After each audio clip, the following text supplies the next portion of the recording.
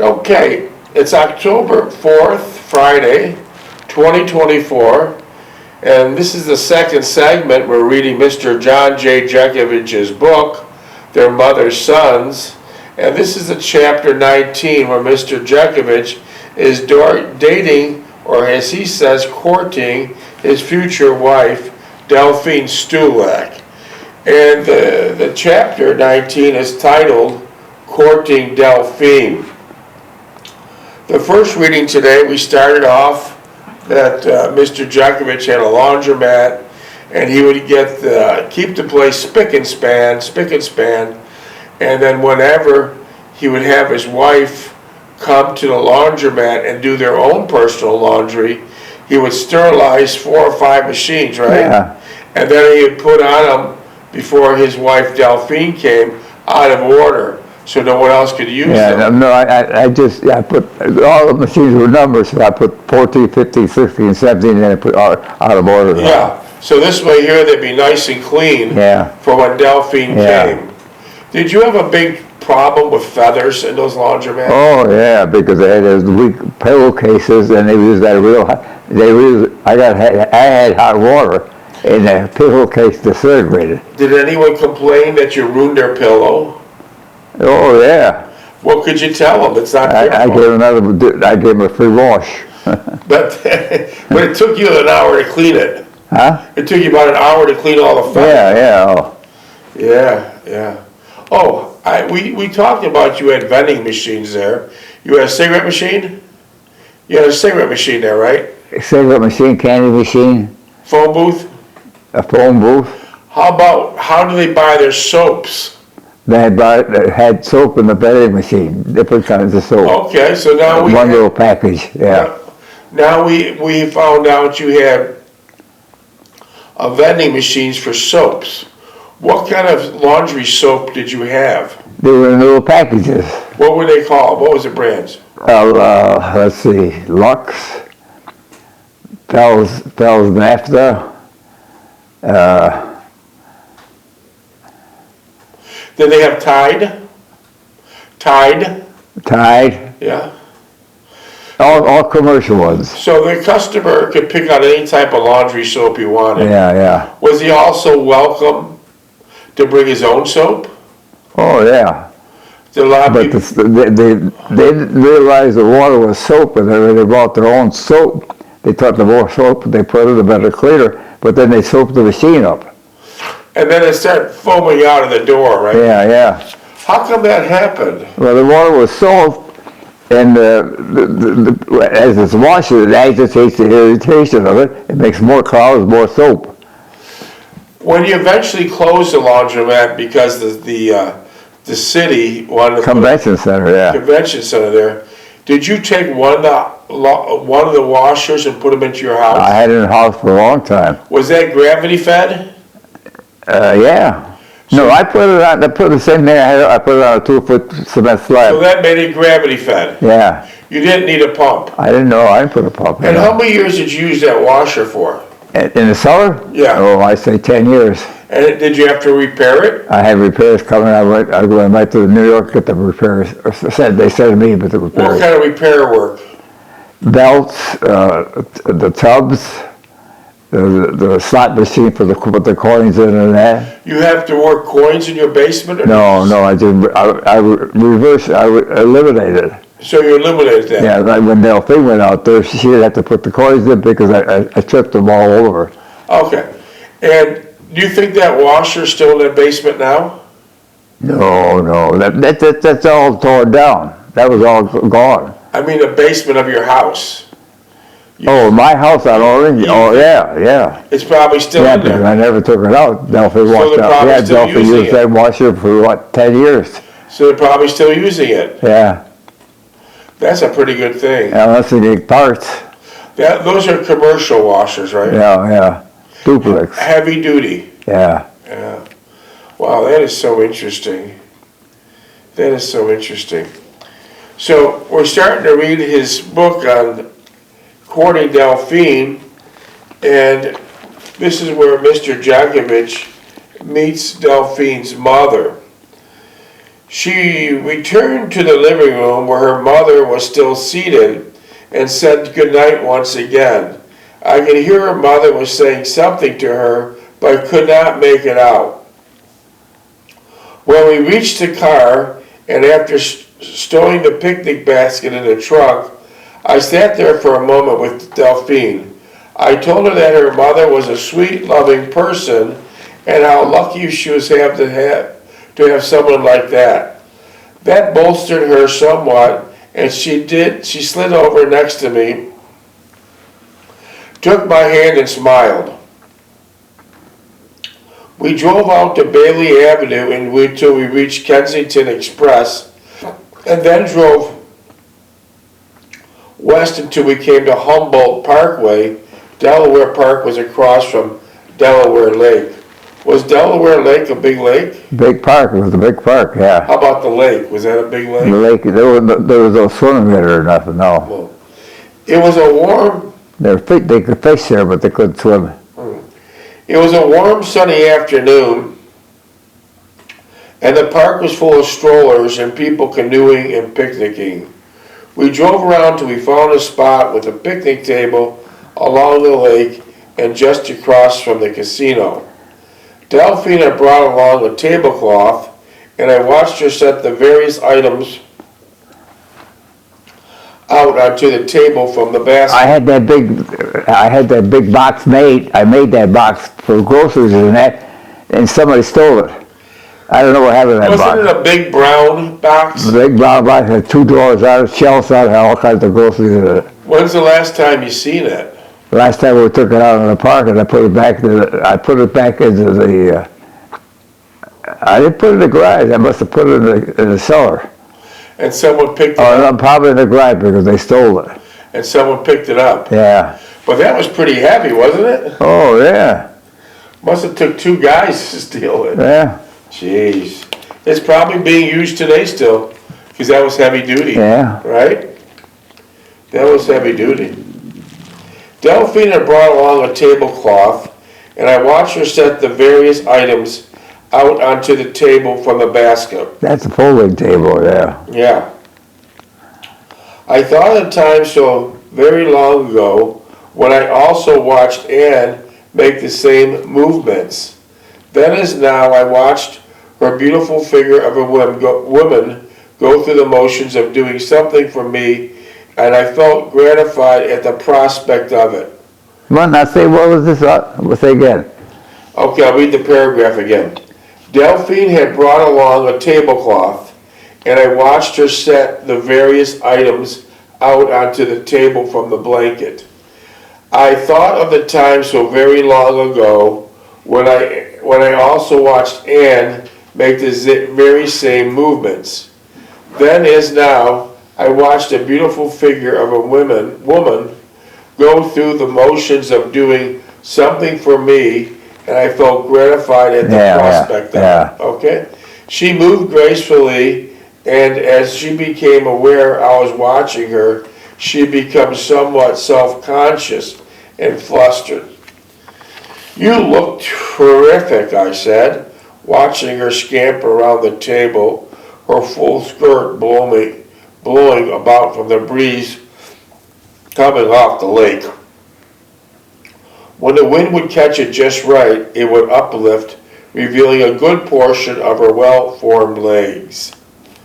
We sat down at the picnic table and then began to eat as what she prepared. There were several assorted sandwiches on the delicious rolls and bread, along with a variety of pickles, sliced tomatoes, and cucumbers and olives. She had prepared a container of iced tea, and as for dessert, there was an assortment of cookies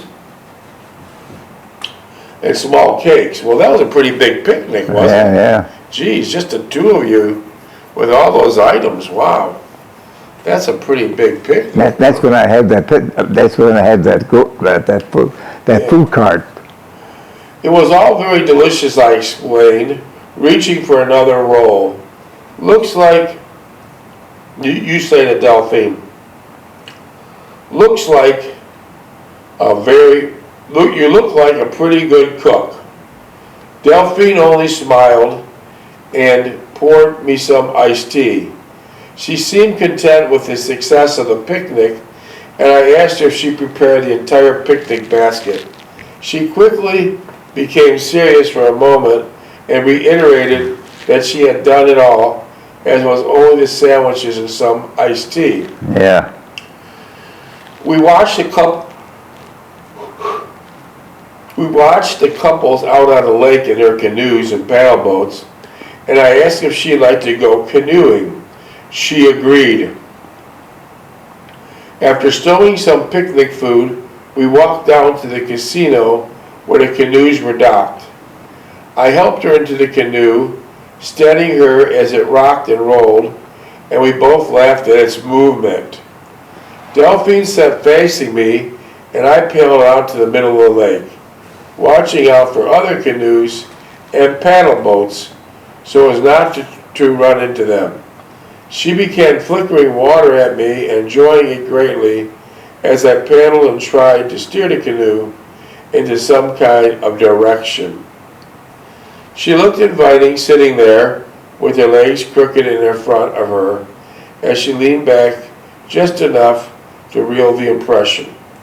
But each time she made an attempt, she would rock the canoe, and I would try to keep it in an even keel. You remember that? Yeah, I'm afraid we're on tip.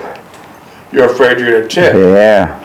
How deep was that water then? That water was probably 5-6 feet deep, enough to drown you. You couldn't swim or get up. Then it was muddy at the bottom too. Oh yeah, like quicksand. Yeah.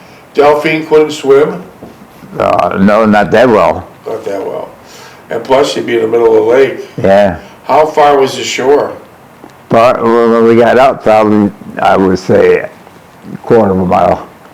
It's a long way to swim. I didn't go out too far because I didn't want to get too involved in that nonsense. Was there a lot of other canoes out there? Oh yeah. Well, then there was boats to make the wake, screw up the canoe. Yeah. Make the wake. Yeah. Didn't they slow down when they see the canoe? Nah. No. Wow. Okay, let me continue here. After a while, we returned to the picnic table. As I sat there munching, I asked Delphine what Rosalie and Agnes thought about her going out with me. Without hesitating, she replied that they thought she was fortunate and they would make you made a good-looking couple. I smiled at this suggestion and moved closer to her. Taking her hand, I asked if she had any other male friends. Yeah, she had that Polak there. Who? What The Polak? Polak guy, yeah. What kind of person was that? Typical Polak. Like, what do you mean?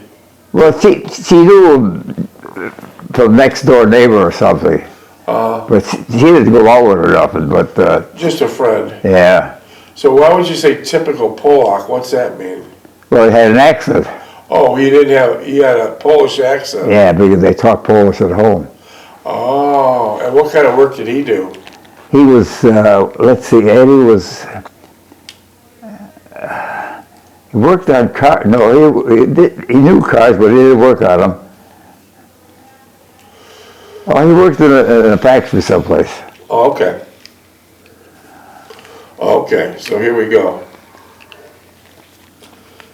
Let's see. She hesitated for a moment and then said, "Yes, one I've known for a while, but I don't believe it's anything serious. We've go bowling several times and to the movies, and my parents have met him. My mother likes him, but my mother is easily pleased." She was not flustered when she revealed that information to me, and I rather thought she was waiting for the right opportunity to tell me. She almost felt relieved after telling me, and I reciprocated by saying that I have no serious female friends. She was pleased at the statement of mine and took my hand. To change the subject, she cheerfully exclaimed, "How did you like the picnic? I prepared it all myself." That's nice. She prepared it all herself then, huh? How far was the picnic area from her house?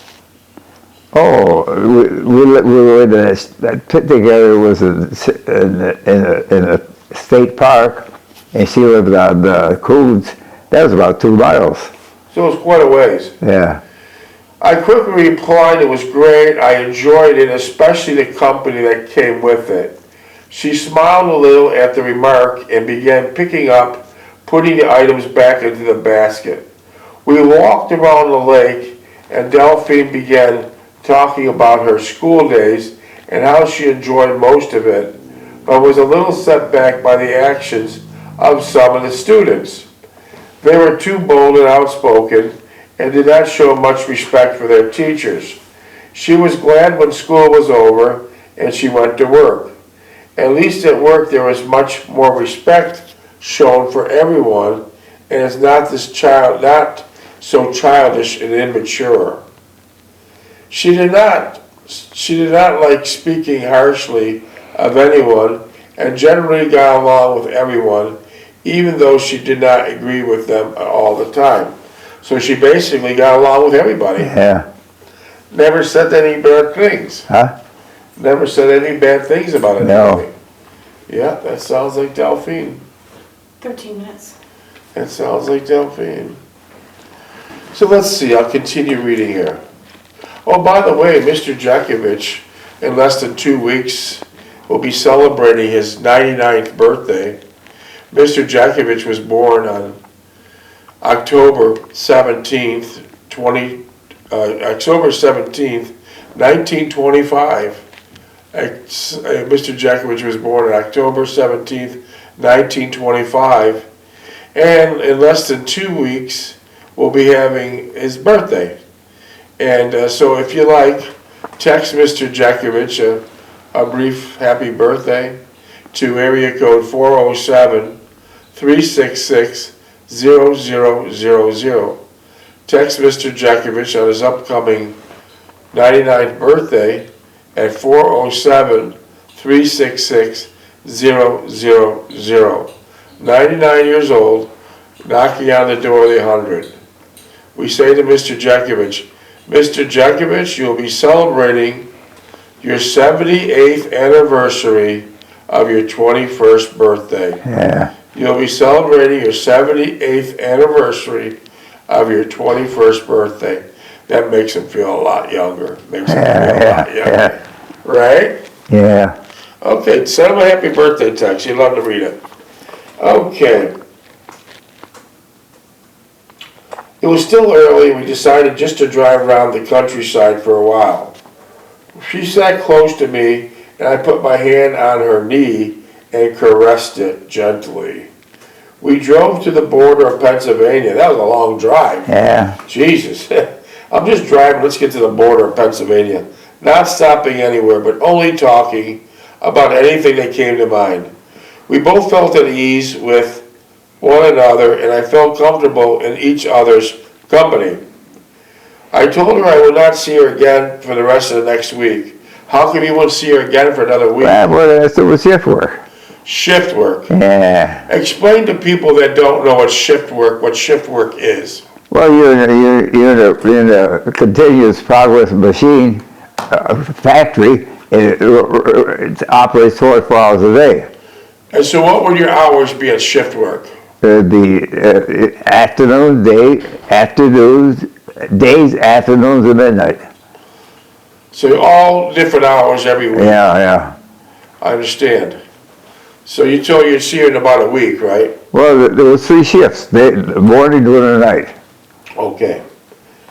It was about 11 p.m. when we drove up to her house, and it was raining lightly, causing the windows to fog up as we sat in the car.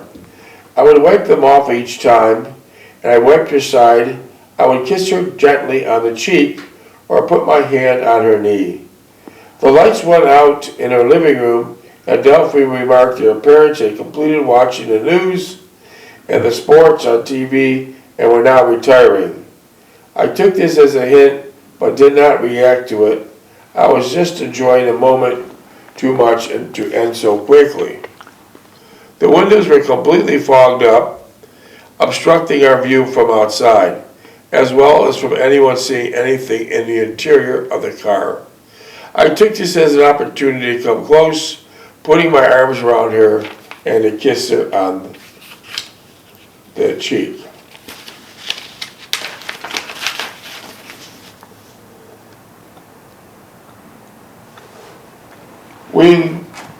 Resting her head on the rear of the seat, I whispered, "I must go in. It's late. I have to be up early in the morning, and I'm sorry." I realized that the reality of the situation and sat back quietly savoring the remaining moments of our ecstasy. I'll get the picnic basket in the trunk, I murmured, getting out and walking to the rear of the car. Delphine followed me and waited at the curbside. I returned to her and took her hand, and we walked to the side door. The little dog inside the kitchen began barking, and this flustered her a bit. What kind of dog do they have? A terrier. Was it very loud? Yeah. All the time? Yeah. Did you ever have a dog? Huh? When you and Delphine got married, did you take the No, dog with you? no, never had a dog. Did you ever have a cat? No, No? no, When you were a boy, did you ever have a dog or cat? no, No. Did your parents ever have a dog or cat? no. They had that Blackie for a while, but he passed away. What And I was took him out Blackie? the field, buried him. Wait, before you say it, what was Blackie? Blackie the cat. A Or the cat. dog, yeah. Yeah. And who buried him? I buried out. The field across the street was all empty. There was no house there or nothing. I dug a little hole, put him in there, wrapped him up with plastic, and put him in there. How did Blackie die? Huh? How did Blackie die? How did he die? Yeah, what was the cause? How the hell did he die? I think of old age. Old age, okay. She also took the basket and said she had a nice time and would like to do it again. She reached over, kissed me, whispered goodnight, and entered the house. Driving home, I contemplated the day's events, and thought immediately jumped out at me. What's happening here? I almost said words out loud. The impression of the day's events so captivated me, my imagination spirit.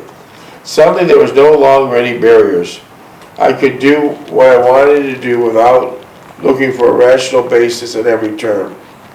I almost felt like I was returning from a past after seeing Anne or Jean or Renee, and there was no restrictions on my seeing them again.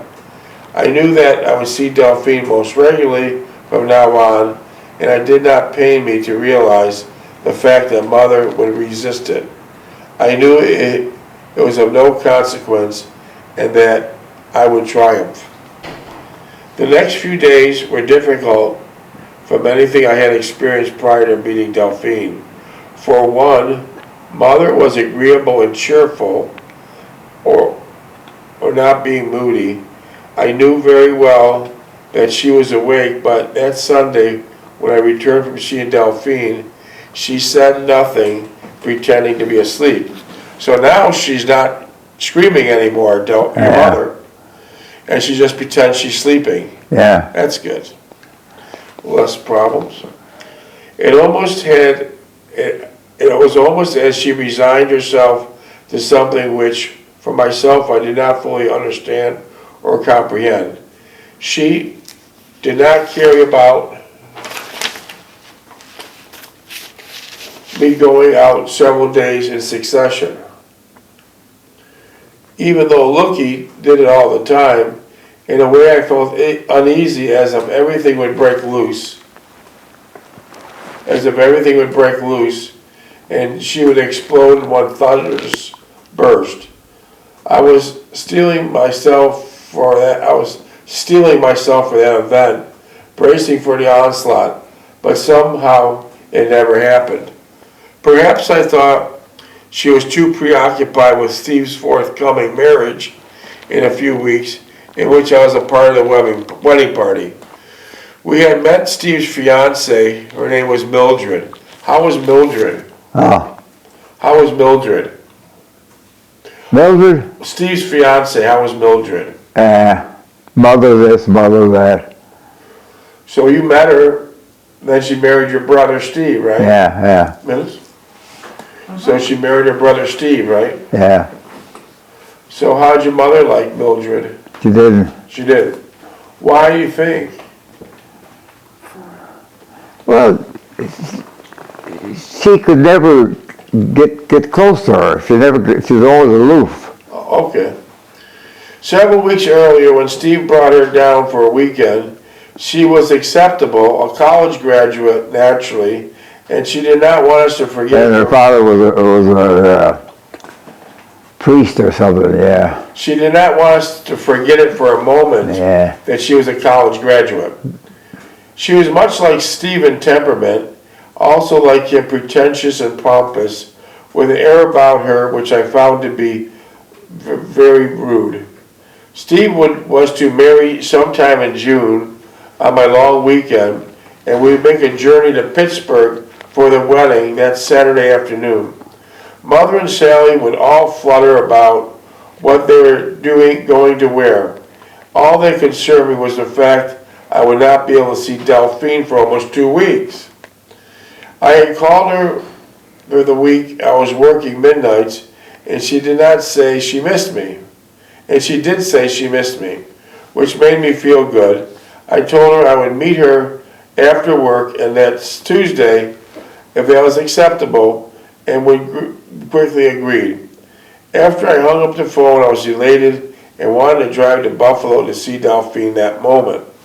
I thought better of it, and it was that late and I was going to do in work for work. My foolish sense of duty and work ethic would let me take an extra day off, call in sick like everyone else did at work. I often regretted not doing just that, but the habit was an obstacle to overcome. So what you're saying here is you want to take off work, but in 35 years working at Kimberly-Clark, how many days did you miss? None. None. How would you get to work every day? Walked. Snowstorm. Walked. You got a snowstorm too? Yeah. Did the wheels of your car ever make it to the parking lot? No, of Kimberly-Clark? never. How'd you get there during a rainstorm? Umbrella. Umbrella. 2.5. So you mean to tell me a lot of guys took off work because they wanted to do personal things Yeah. and they faked sick days? They call them sick. But you never did that one time? Never. I'll be damned. So you were there for straight 35 years without missing a day. Yeah. That's an amazing task. Well, see, they call them sick. If I was on that shift, I had to work over 4 more extra hours to get somebody in. Okay, so those machines ran 24 hours, Yeah. 7 days a week, and so the guy that was taking your place, if he called in sick because he wanted to go to the red spot or something, you couldn't leave. No, we couldn't leave. So you Yeah, we had to work at least 4 hours over, and that was time and a half. Yeah, wow. That was a lot of heavy days. Yeah. What was the temperature like in that place? 180, 140. It was, All those dryers drying that paper. it was hot, wasn't it? Yeah, hotter in the summertime. The wintertime wasn't bad because it was cold outside. Did Clyde Coots work there? Worked at the calendar room. He was cutting the cores. Was he a good worker? He had that simple job to measure a piece of pipe, cut it, and then they wrap paper up on it. Well, amazing. So that was 35 years, and then you worked shift work during the whole 35 years. Yeah. What was the hardest shift, from like 11 to 7 in the morning? 7, 11, midnights, yeah. Yeah. Wow. Then you work 7 midnights. And if the guy didn't come in the morning, you had to stay. 4 hours, yeah. If they Unbelievable. didn't get anybody wanted to stay. Unbelievable. Did Delphine ever drive you to work? No. No? Wow. That's amazing. And so, after you go to work, you do your other jobs like snow plowing or Snow laundry, plowing, and I did wallpapering. wallpaper. 10 cents. I did some electrical work, put some fans in. Nice. So you did everything. Yeah. And then I did work around the house. Yeah. My mother said,